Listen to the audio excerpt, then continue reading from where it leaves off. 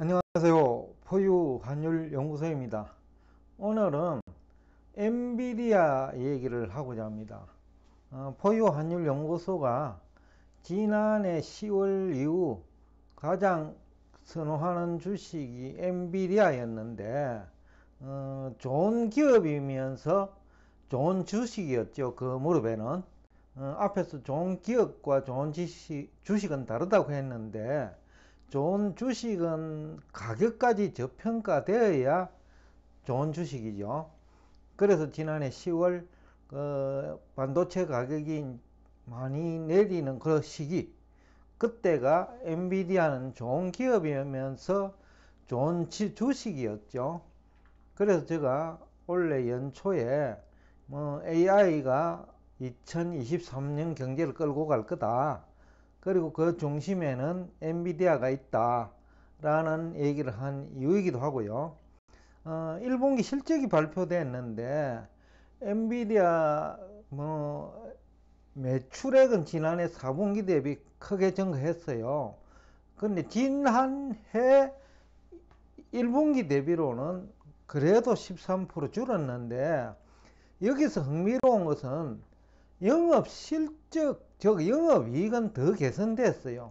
특히 2월부터 4월 당기순이익은 20억 달러인데, 같은 기간 매출액 72억 달러와 비교하면 거의 70% 이상 그 전분기 대비 이제 증가를 했고, 그 다음에 전년 대비로는 당기순이익이 26% 정도 증가했죠. 여기서 이제 특히 한국 기업과 이제 차별화되는 부분이 있는데, 당기 순이익을 매출액으로 나누는 겁니다. 당기 순이익이에요. 30%에 육박해요. 일반적으로 이제 당기 순이익은 세금까지 공장 금액이죠. 감가상각비 다 공장 금액인데, 이 금액이 30%에 육박한다는 거예요. 우리 LG 에너지 솔루션이 요새 우리나라에서는 상당히 인기 있는 2차 전지인데, 그것과 비교하면 이게 비교 자체가 안 돼요. 우리 에너지 솔루션 경우에는 매출액 마진율이 겨우 7%밖에 안 된단 말이에요. 그것도 당기 순이익 대비 매출액 하면 그보다 더 작을 거예요. 근데 이 엔비디아 주식은 그 매출액 대비 총이익률은 1분기에 65%예요. 그런데 2분기에는 이걸 또 68%로 잡고 있고, 당기순이익 대비 매출액은 1분기에도 30%에 육박하지만은 2분기에도 역시 30% 이상이 나올 거라는 거죠. 그래서 이제 제가 우리 LNG 솔루션 주가를 미국 달러, 그러니까 달러당 1320원으로 환산해 가지고 보니까 약 한 440달러 정도 돼요. 그런데 엔비디아 주식이 이렇게 그 매출액 대비 영업 이익은 물론 세금과 당기 순이익까지 공제한 그 영업 이익률입니까? 이거는 이제 순수 이제 그 모든 비용을 공제한 마진율인데, 30%에 육박하니까 거의 6배 정도, 예? 6배 정도 그 엔비디아가 그 좋은 주식이죠. 단순히 이제 그 당기 순이익을 매출액을 가지고 비교하면. 근데 어제 엔비디아 주식이 이제 350달러를 돌파를 했는데, 아마 엔비디아 주식도 그 지금 고평가 논쟁이 일어날 정도로 주가는 올라왔어요. 그런데 우리 LNG 솔루션 그 영업이익률 7% 정도, 그죠? 그와 비교하면 이 엔비디아 주식은 그래도 저평가되어 있는 거예요. LG 에너지 솔루션과 비교하면 반값 정도 아니냐. 그래서 미국 현지에서는 이게 그 엔비디아 주식입니다. 500달러까지 갈 수 있다라는 얘기를 하는데, 뭐 400달러까지는 무난히 갈 수 있지 않느냐. 우리 LNG 솔루션 뭐 영업이익률이나 그 단기 순이익과 비교하면 뭐 이게 오히려 영업이익률이 높기 때문에 빠른 속도로 그 더 이상 주가가 올라가지 않으면 그 저평가되지요. 더군다나 5월 내지 7월 엔비디아 회사 측에서 예상하는 매출액은 110억 달러니까 2 내지 4월보다 거의 뭐 한 60% 증가한 매출액이거든요. 그러니까 이 정도 매출액이 나온다 하면 지금 주가는 우리나라 LNG 솔루션보다 훨씬 저평가되어 있다고 볼 수가 있겠죠. 만약 제가 돈을 가지고 엔비디아 투자할래 아니면 LNG 솔루션에 투자할래라고 누군가가 묻는다면 뭐 망설임 없이 그 엔비디아에 투자하겠다. 지금 350달러라고 하더라도 자신 있게 그 얘기를 하고 싶습니다. 그렇다면 왜 지금 경제 전문가들 내지는 정권 전문가들이 예상한 뭐 엔비디아 매출액이나 엔비디아 실적보다 훨씬 더 실제 엔비디아 매출액과 영업 실적이 양호하게 나오느냐라는 것은 결국은 미국도 한국도 다수 경제 전문가들이 경기 침체를 우려하고 엔비디아 주식을 가소평가한 거죠. 그러니까 경기 침체가 되면 반도체 수요도 줄고 AI 그 산업도 그 성장 속도가 느릴 거라고 봤는데 실제 엔비디아 실적을 보니까 매출액과 영업 실적을 보니까 경제 전문가들과 정권 전문가들이 너무 실제 경제 현상을 그 비관적으로 보고 있다. 그래서 제가 실물 경제 영향은 어느 정도이고 그리고 정시 영향은 어떻게 되는지에 대해서 이 자료를 가지고 나왔습니다. 우선은 이제 실물 경제 영향을 보면 AI 관련 산업이 정권 전문가나 아니면 경제 전문가보다 훨씬 빠른 속도로 성장하고 있다. 실제 이제 경제 전문가들과 정권 전문가들이 실질적인 경제 현상보다 너무 그 전망을 부정적으로 보고 있다라는 얘기가 되겠죠.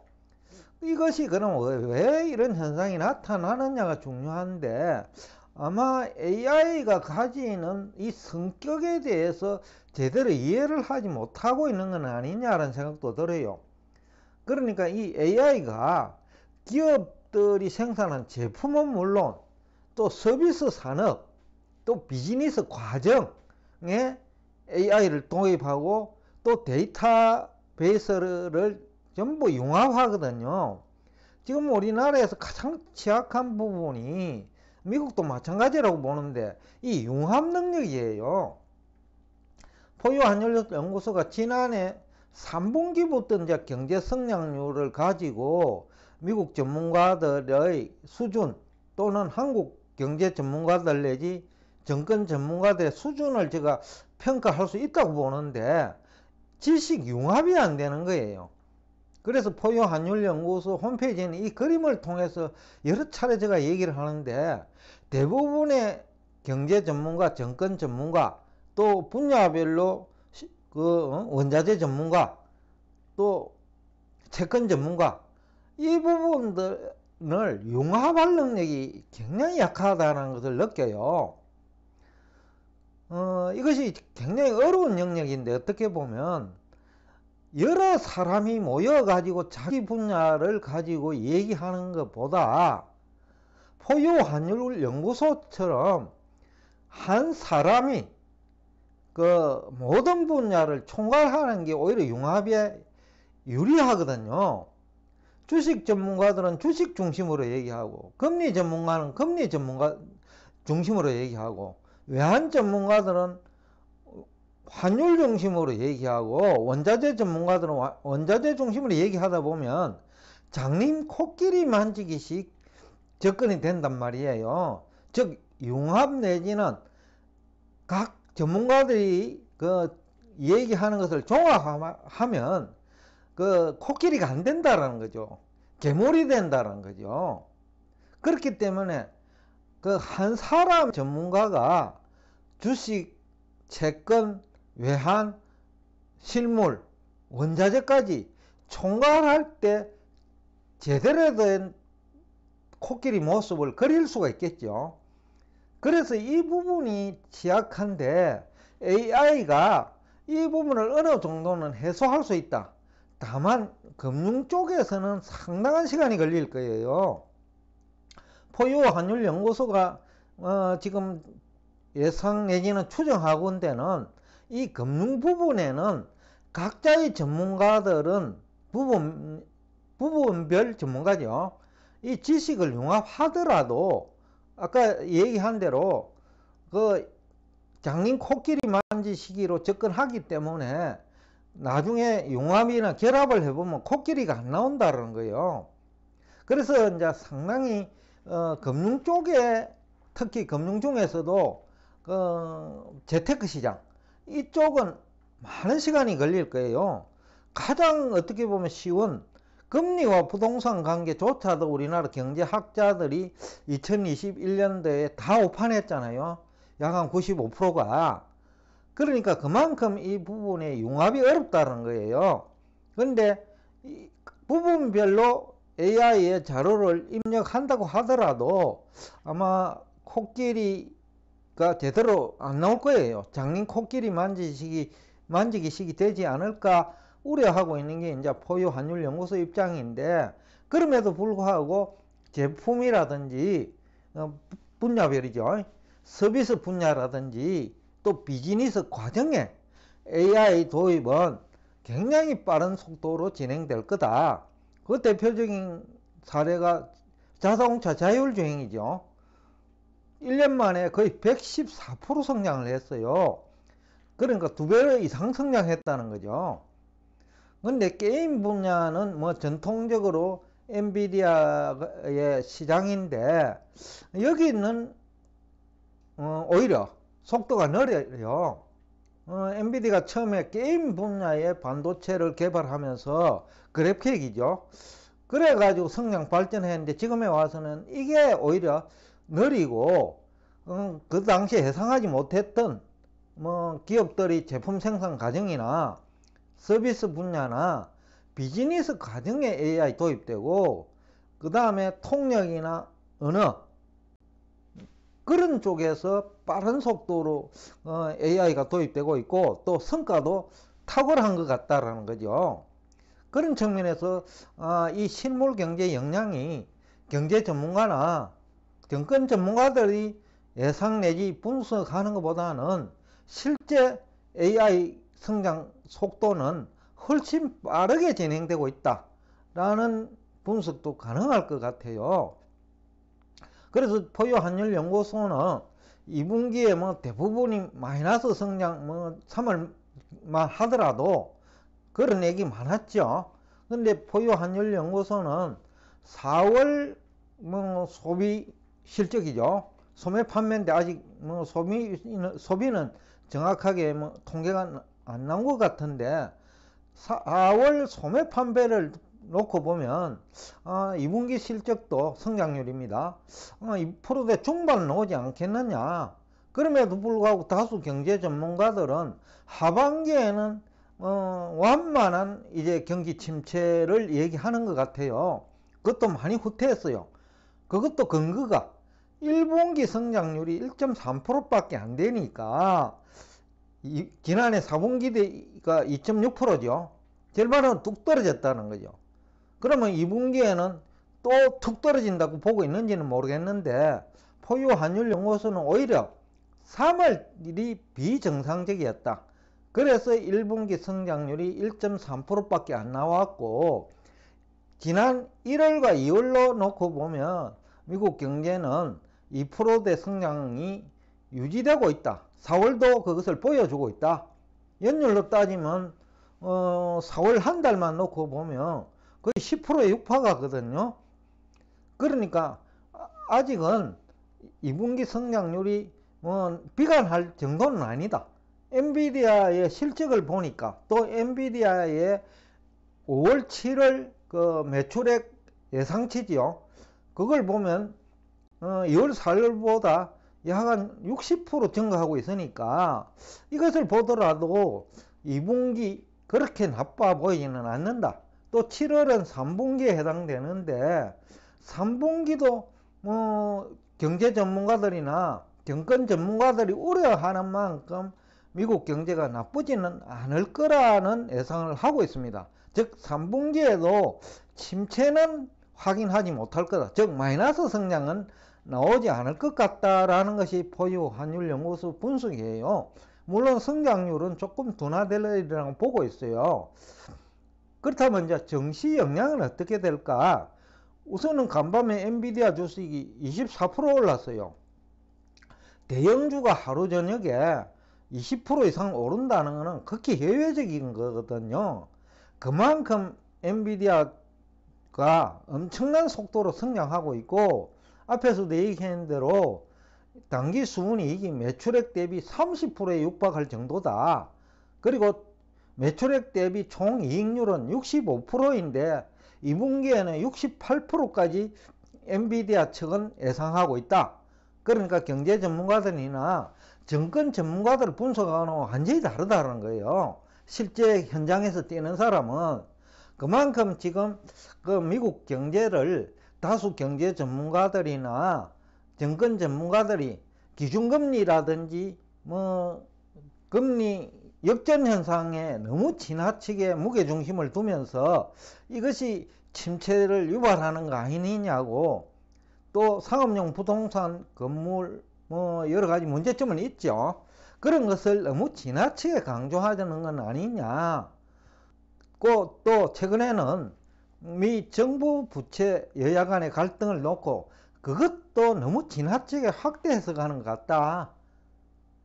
실제로 우리가 상식적으로도 미국은 역사적으로 그 여야가 위기 앞에서는 단결을 했는데, 여기서 만약에 향후 한 달 동안 그 성과를 협상을 하지 않는다면 과거 미국 여야 관계를 볼 때, 즉 위기에 직면했을 때 담합하는 그 모습과 정반대되는 그 문제를 일으킬 때 역사의 죄인이 됩니다. 여당도 야당도. 그렇기 때문에 이 부분은 원만하게는 해결이 되지 않더라도 결국은 향후 그 6월 1일 전후로 해가지고는 협상이 되리라고 보고 있어요. 그렇다면 3분기 성장률도 그렇게 우려할 바는 아니고, 또 미국 정시는 엔비디아 주식은 물론 앞에서도 얘기했습니다만은 우리나라 LNG 솔루션이죠. 하고 비교하면 아직도 엔비디아 주식은 저평가되어 있다. 그리고 매출액 마진율, 총이익률, 매출액 대비, 또 매출액 대비 당기순이익 모두 다 그 우리나라 그 경제 전문가 내지 정권 전문가들 다수가 호평하고 있는 LNG 솔루션과 비교할 때 너무 지나치게 저평가되어 있는 주식이 엔비디아 주식이다. 그렇기 때문에 AI 관련 주식은 물론 엔비디아 주식을 가지고 있는 기업이나 개인, 그리고 AI 관련 주식을 가지고 있는 기업이나 개인, 또 서비스 또는 자동차 분야, 거의 전 분야에 걸쳐서 미국 증시가 조정을 받더라도 조정폭은 크지 않을 것이라는 기존의 입장을 재확인하면서 미국 증시는 조정은 있겠지만은 다음 상승 고점은 14,000에서 14,500까지도 상승할 수 있다. 조정을 받은 이유입니다. 그런 어떤 분석을 하면서 여러분과 대화를 여기서 끝내겠습니다. 오늘도 끝까지 경청해 주셔서 대단히 감사합니다.